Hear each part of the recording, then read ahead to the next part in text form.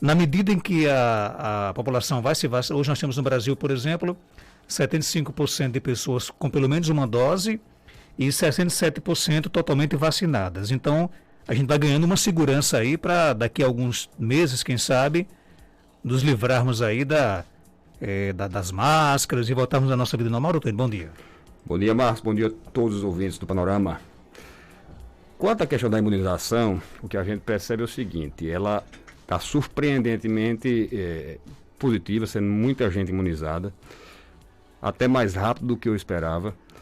E o que a gente observa, pelo menos no meu consultório, na prática diária, é que o nível de infecções caiu muito, muito mesmo. E o nível de casos graves mais ainda. A gente tem visto cada vez menos pessoas que já foram imunizadas desenvolvendo a forma grave da doença. Tem sido bem incomum a gente ver uma pessoa já com a imunização completa desenvolver a forma grave. O que mostra que a imunização deve sim ajudar bastante a população como um todo. Inicialmente se pensava que quando 70% da população tivesse totalmente imunizada, a pandemia estaria findada, estaria terminada. E parece que não vai ser bem essa a realidade, ela ainda vai se arrastar por mais algum tempo. Mas acredito eu que dessa forma como está sendo, cada vez menos casos graves e cada vez menos casos ocorrendo. Mesmo com essas novas variantes chegando, como a Ômicron, que devem aparecer outras ainda, o meu pensamento pelo menos é esse: vai ter menos casos graves e vai ter menor quantidade de casos. Nosso assunto de hoje aqui no nosso quadro Check-up no rádio é otohematoma e pericondrite de orelha. E aí? Muito bem, vamos lá. A cartilagem, assim como ossos, pouca gente se atenta para isso, mas é um tecido vivo também, tá certo? Não é só uma estrutura a mais do nosso corpo.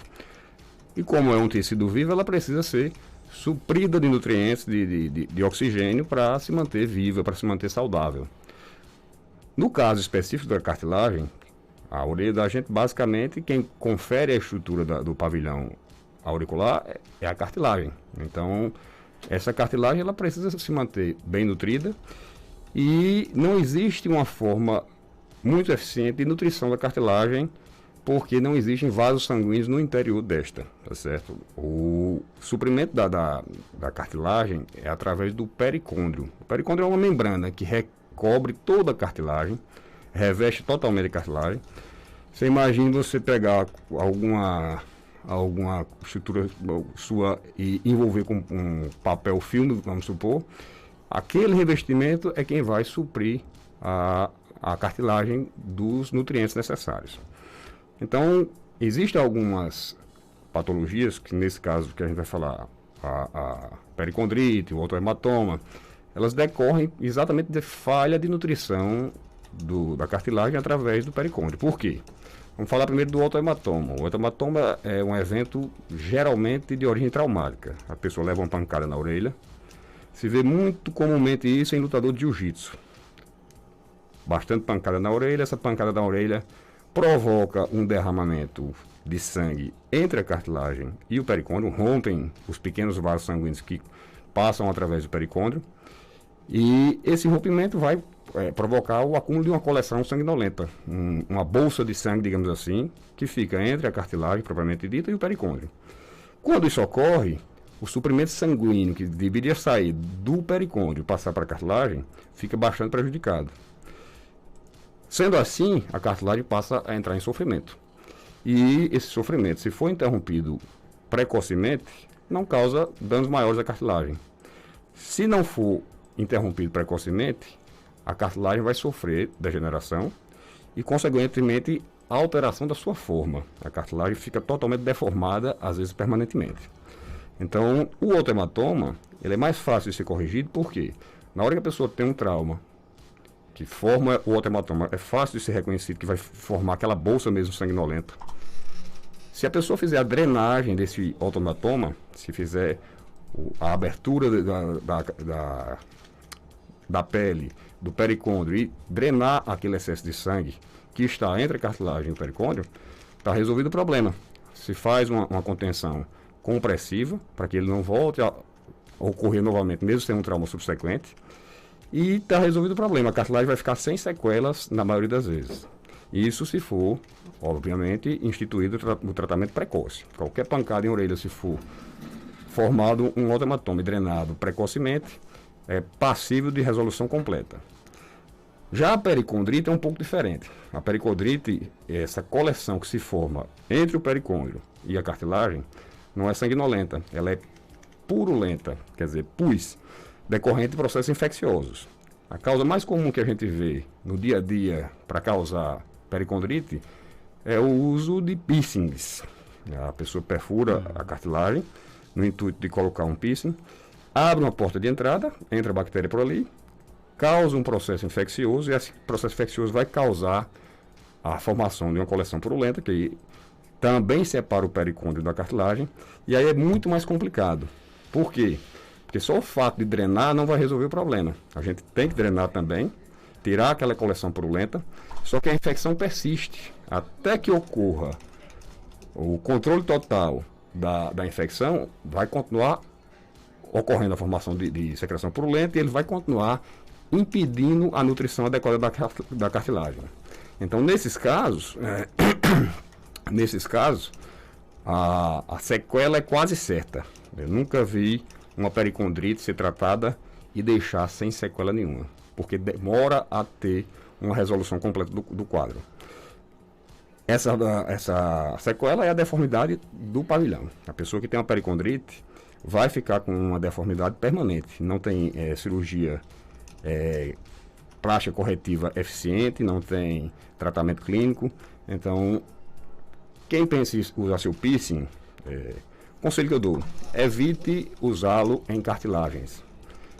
Use um local que não tenha que perfurar cartilagem para usar piercing. Das localidades para se usar piercing, a pior que tem é onde se perfura cartilagem. Inclusive tem uma pergunta aqui da nossa vida um pouco semelhante com essa questão. Ela quer saber se existe, né, procedimento em orelha rasgada devido ao uso do brinco. Existe, é uma coisa relativamente simples. Chama-se zetaplastia. Na verdade, basta fazer uma sutura relativamente simples daquela orelha rasgada. Não é só dar o ponto, você tem que reavivar o bordo, fazer a sutura, reaproximar. E para isso, o paciente tem que ter ciência que vai precisar passar um tempinho sem usar brinco. Não vai poder fazer a cirurgia reparativa num dia e na semana seguinte estar usando brinco, não, senão vai rasgar de novo. Então tem que dar um tempo do processo natural de fibrose, cicatrização, para que quando voltar a usar brinco não tenha essa ocorrência novamente de rasgar a orelha com uma precocidade maior. E ele pergunta mais especificamente se você realiza a cirurgia. Sim, realizamos. A gente realiza isso em consultório, não precisa nem ser feito nada em ambiente hospitalar. É coisa relativamente simples, como ele disse. Aí depois pode usar brinco de novo? Depois de um tempo, não imediatamente após, né? Eu recomendo pelo menos 30 dias sem usar brinco para poder fazer o novo furo na orelha e voltar a usar brinco. Existem formas de se usar o brinco sem rasgar a orelha ou não? Não, na verdade, assim, brincos mais pesados, se forem de uso cotidiano, tem uma tendência maior a ir rasgando a orelha, isso é natural, por causa do próprio efeito da gravidade, né? Um peso maior, a orelha tende a ir rasgando. E depende também da estrutura tissular de cada pessoa. Tem gente que tem, digamos, o tecido mais resistente, a pele, o subcutâneo, mais resistente ao efeito da gravidade. Então, tem gente que mesmo usando brinco mais pesado, a orelha passa a vida inteira sem rasgar. Outras pessoas que têm a estrutura mais frágil são mais susceptíveis a ocorrer esse processo. Vou achar aqui o doutor Enio, que é nosso assistente, que deixou para vir dar aqui um auxílio aqui no último dia do programa, né? Não, último dia não. Eu vou estar de férias amanhã, né? O penúltimo dia então, né? Amanhã é o último O ouvinte pergunta, o que seria isso? Ela apresentou sexta-feira. Dá para identificar, doutor Enio? Não, a foto não está muito boa, não. Parece um coloboma, parece também algum cisto ou um linfonodo. Não dá para definir bem pela imagem, não. Mas, a princípio, não há nada que preocupe. Se ele estiver aumentando cada vez mais em volume, seria bom procurar um atendimento médico para fazer uma avaliação melhor. Tem mais pergunta aqui chegando. Doutor Enio, quem pergunta aqui é o nosso amigo Tarcísio Bezerra, aí Tarcísio Sertaneja, tá lá Chão do Cajueiro, em Florânia, né? A orientação que temos recebido sempre que vamos a um otorrino é que não devemos usar cotonetes na limpeza do ouvido. Por isso, quero saber o que devemos fazer na retirada da cera que se acumula no ouvido. Pergunta que todo otorrino responderá com um tom de brincadeira, ao invés do cotonete, o cotovelo do próprio paciente. Não pode pedir o da esposa emprestado, não. Isso quer dizer que na parte interna do conduto auditivo não se usa nada que possa penetrar o conduto auditivo. O cerume ou a cera, a natureza criou, não foi à toa. A pele do canal do ouvido é muito fininha, muito delicada. Então, se você pegar o dorso da mão e beliscar, vai ver que é uma pele fina. Está dobrada, ela é metade disso aí. Já a pele do conduto auditivo, ela representa mais ou menos 1/3 dessa espessura, um papelzinho. Então, sabiamente, a natureza criou o cerume para criar uma camada protetora. É como se você tivesse um documento importante e mandasse plastificar, para proteger aquele documento. Então, a cera tem esse papel. Ela só deve ser removida quando realmente é em excesso, que está fechando, ocluindo totalmente o conduto auditivo e atrapalhando a audição. Enquanto isso não estiver ocorrendo, a cera deve permanecer na posição em que deveria estar, lá dentro do conduto auditivo. Então, a limpeza de ouvido só se faz na parte externa da orelha, até onde o dedo alcançar. Uma toalhazinha fina ou uma fralda de criança, coloca sobre o dedo mindinho, faz a limpeza até onde o dedo alcançar, pode ser com a fralda úmida. Passou desse alcance, não tente introduzir mais nada no interior do conduto auditivo, que só tem prejuízo a dar. Cotonete, se a cera realmente for em excesso, ao invés de remover, vai empurrar para dentro, vai causar danos à pele, muitas vezes causando otite externa, e eu já vi muito tímpano perfurado por causa de cotonete. Então, realmente, a recomendação é essa. Dentro do conduto auditivo externo, não se usa nada. Por questão ética, a gente aqui não fala de preços, né? Mas como duas pessoas perguntaram aqui, vou tentar facilitar a vida das pessoas aqui. A cirurgia de correção de orelha rasgada pelos brincos, né? Costuma ser caro ou não? Não, não é um procedimento caro, não. O que eu sugiro para essas pessoas que estão com interesse em realizar esse procedimento, dá uma ligadinha lá para a clínica. Eu, sinceramente, de cabeça nem sei quanto custa o procedimento, porque é muito procedimento diferente que a gente faz, não dá para decorar todos. Tem uma tabelazinha que a gente segue. Então, o que eu sugiro é que as pessoas liguem lá para a clínica, procurem falar com Fátima, que é a nossa atendente, nossa secretária, e ela passa essas informações. Está aqui, então, respondido, né? O ouvinte quer saber o seguinte: tenho percebido uma certa secura na garganta nos últimos dias, né? Seria por causa dessas viroses, não? Secura na garganta tem causas múltiplas, muitas coisas podem causar isso. Primeira coisa, baixa o nível de hidratação. Pessoa que se não estiver se hidratando corretamente, o clima da gente é seco realmente, e requer muito mais líquido do que num clima úmido. Então, às vezes a pessoa está trabalhando muito, está ocupada com outra coisa e esquece de uma coisa básica que é beber água. Então, essa eu diria que é uma grande possibilidade. Segunda possibilidade, respiração bucal. Às vezes o nariz está um pouco obstruído, termina respirando pela boca sem perceber ou mesmo percebendo, e isso também resseca bastante. O uso de alguns medicamentos também pode causar esse tipo de ressecamento. Alterações da tireoide podem causar esse tipo de ressecamento. Então, são causas muito diversas, mas as mais comuns são essas aí, relacionadas realmente com a ingesta líquida e a umidade ambiental. Tem pergunta aqui no nosso WhatsApp. Bom dia. Bom dia novamente, Marcos. Me diga uma coisa, já que ele falou da perda de força da cartilagem. Aí é por isso que nos idosos as orelhas ficam mole, e o povo diz que a orelha cresce e o nariz cresce. E ele, Tuênio? A orelha do idoso, na verdade, não amolece, não é para amolecer. Ela, pelo contrário, a gente nota mais comumente a orelha do idoso ficando um pouco mais rígida do que era anteriormente. E essa história de continuar crescendo a cartilagem da orelha e do nariz é, na verdade, muito controversa. Há alguns autores que defendem que realmente cresce e outros que não crescem. Eu, pessoalmente, acho que não cresce. O que acontece é que a parte volumétrica do rosto, quer dizer, o tecido celular subcutâneo, muitas vezes atrofia, a pessoa vai ficando com o rosto mais emagrecido, mesmo sendo às vezes mais gordinho, ele perde parte do tecido celular subcutâneo e sobressai mais essas outras estruturas que não vão ter nenhuma diminuição volumétrica. Então, o idoso, o braço do idoso, as estruturas que são originalmente de um certo volume no jovem, vão perdendo volume no idoso. Inclusive a parte celular subcutânea do rosto, porque às vezes as estruturas proeminentes, como o nariz, como as orelhas, ficam mais salientes. Eu acho, a minha opinião pessoal, que o que ocorre na verdade é isso. Mas há autores sim que defendem que há algum crescimento mínimo das cartilagens. Tem mais perguntas? Bom dia. Bom dia, Marcos. Bom dia a todos os ouvintes da FM Rural. Me diga aí, doutor, uma coisa, me esclareça uma coisa. Quando se entra água no ouvido, qual é o procedimento a ser feito? Porque eu tenho um genro que foi esse final de semana tomar um banho de piscina, aí entrou água, sabe? Só que foi domingo. Aí ontem ele disse que não estava escutando quase nada, estava com água no ouvido ainda. Não sei se hoje já eliminou. Ela é eliminada por si própria ou precisa procurar um médico para o hospital para fazer alguma coisa, um procedimento? Me explica aí, por favor. E aí, Toênio? Vamos lá. Quando entra água no ouvido, o primeiro procedimento que o paciente pode fazer é deita essa parte da orelha totalmente voltada para cima, enche o conduto auditivo externo de álcool 70%, com cuidado para não cair no olho. Às vezes a pessoa na hora de virar termina escorrendo para o olho, a posição é fácil de escorrer para o olho. Se não sair com o álcool, provavelmente não é só água. Muitas vezes o que acontece? A água entra, tem alguma cerinha dentro do ouvido ou alguma descamação da pele, e quando a água entra, desloca essa cera, modifica a posição dela, que ela fica ocluindo totalmente o canal.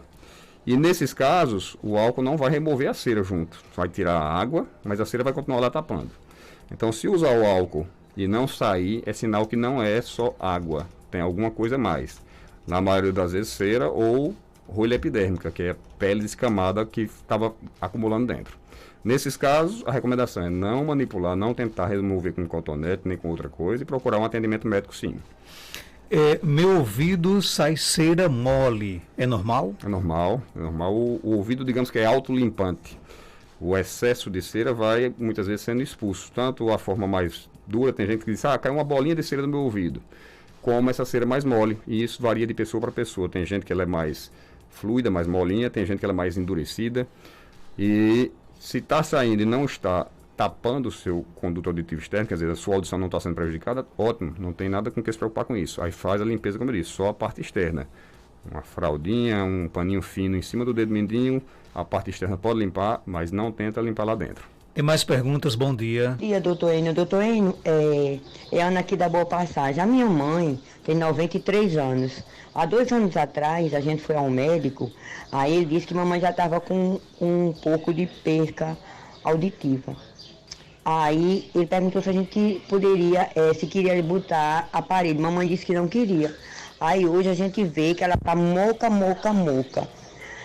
Eu queria saber se tem algum procedimento, assim, será se não é cera no ouvido. Aí ela apresentou problema de tontura. Pode ser, o médico disse que é da pressão. Passou um remédio para tontura, mas de vez em quando, quando ela levanta, assim, de repente, essa tontura vem. Aí eu queria saber, pode ser problema de audição ou só da pressão alta? Bom dia. Um abraço, Ana. E aí? Bom dia, Ana. Ana estava sumida, nunca mais tinha aparecido por aqui. Abandona a gente não, Ana. Bom, a primeira pergunta, a questão da audição. Se ela já foi avaliada por um colega e orientada que a única solução é o aparelho auditivo, provavelmente é isso mesmo. A cera, se fosse problema de cera, teria sido visualizada na primeira consulta e poderia ter sido removida. Então, se ela já foi avaliada e recebeu essa orientação que a solução seria o aparelho auditivo, acredito eu que a única solução seja essa mesmo, tá certo? Numa pessoa de 93 anos, é natural que a audição vá diminuindo. É bastante comum a gente ver pessoas na idade dela precisando de aparelho há bastante tempo, na verdade. Então, nesses casos, se a pessoa é lúcida, se tem um bom nível de atividade ainda, eu recomendo que insista com ela para usar o aparelho. Se a senhora mãe de Ana realmente tiver um nível de lucidez, uma boa atividade ainda, tanto intelectual como física, participe da vida social da família, eu acho que devia se insistir com ela no uso do aparelho, porque realmente dá uma melhoria bastante grande na qualidade de vida. Ela volta a ter capacidade de comunicação. A gente sempre diz, quem não se comunica se trumbica. Então, a pessoa que não tem capacidade mais de boa comunicação, se a mente é boa, a tendência é que ocorra um declínio muito mais rápido dessa função mental. A demência pode surgir muito mais precocemente do que surgiria se ela continuasse se comunicando bem. Então, a primeira coisa é isso, é insistir no uso do aparelho. Ela realmente deve precisar e como precisa, deve usar. Segunda pergunta é a questão da tontura. A tontura não tem relação com a audição dela, não. São coisas diferentes. A tontura, quando a pessoa está sentada, deitada, que vai levantar, é comum realmente que ocorra decorrente de hipotensão postural. Uma pequena queda na pressão transitória pela questão da posição. A gente, quando está deitado, o coração está bombeando o sangue para a cabeça com menos esforço, obviamente. Quando a gente deita, pelo próprio efeito da gravidade, o coração tem que bombear com um pouquinho mais de força para o sangue chegar com a mesma pressão na parte da cabeça, quer dizer, no cérebro. E isso leva uma fração de segundo no jovem, é quase instantâneo. No idoso demora um pouco mais, então é comum que o idoso, ao levantar rápido, estando sentado ou estando deitado, sinta uma tonturazinha por hipotensão postural. Acredito que é esse o caso dela, pelo que ela me disse aí, que já foi um médico que orientou, que era relacionado com a pressão. Doutor Enio Lobo, ele é médico otorrino, está na Cardiokid, na Rua Augusto Monteiro, 1248, aqui no centro de Caicó. Telefone 3417-1016, 99667-7510 ou WhatsApp 981544453. Obrigado pela sua participação. Eu que agradeço, Marcos. Um bom dia a todos e até a próxima semana, se Deus permitir. 8 horas e 24 minutos, volto já já.